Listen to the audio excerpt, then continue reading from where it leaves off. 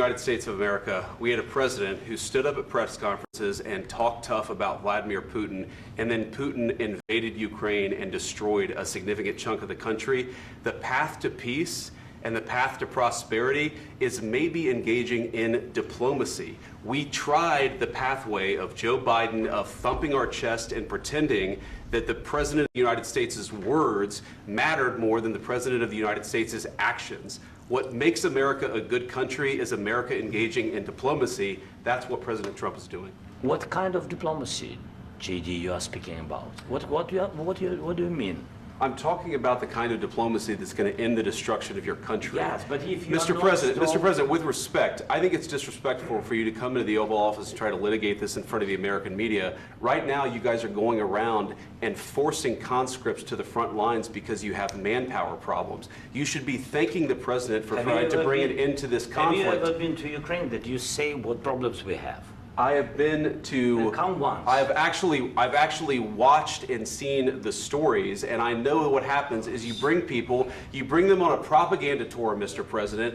Do you disagree that you've had problems bringing people into your military? And do you think that it's respectful to come to the Oval Office of the United States of America and attack the administration that is trying to prevent the destruction of your country? A lot of questions. Let's start from the beginning. Sure. First of all, during the war, everybody has problems, even you, but you have nice ocean and don't feel now, but you will feel it in the future.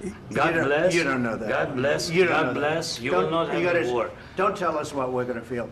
We're trying to solve a problem. Don't tell us what we're going to feel. I'm not telling you. Because you're in no position to dictate that. That's exactly what you're doing. You're in no position to dictate what we're going to feel.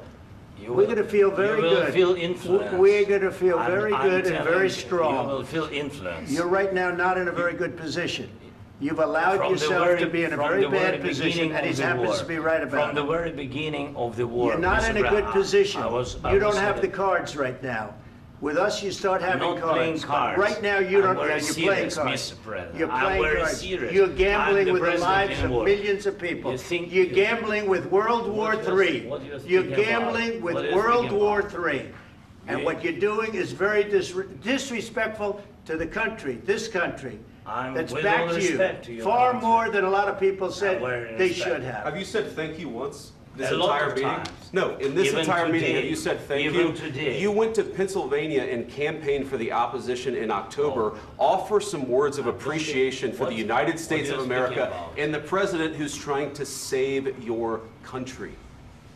Please, you think that if you will speak very loudly about the war, you can... He's not speaking loudly. He's not speaking loudly. Your country's in big trouble. Can I Wait a answer? minute. No, you've done a lot of talking.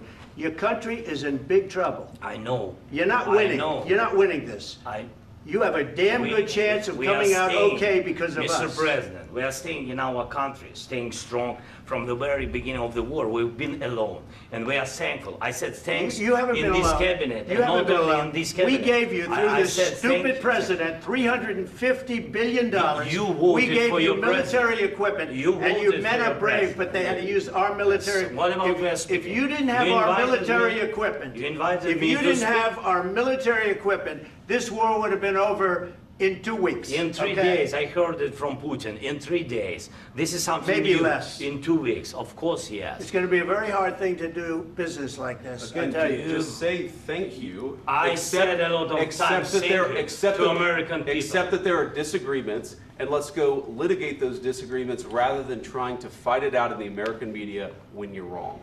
We know that you're wrong. But you see, I think it's good for the American people to see what's going on. The problem is, I've empowered you to be a tough guy.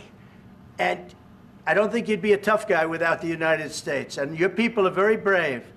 But you're either going to make a deal or we're out. And if we're out, you'll fight it out. I don't think it's going to be pretty, but you'll fight it out. But you don't have the cards. But once we sign that deal, you're in a much better position. But you're not acting at all thankful. And that's not a nice thing. I'll be honest, that's not a nice thing.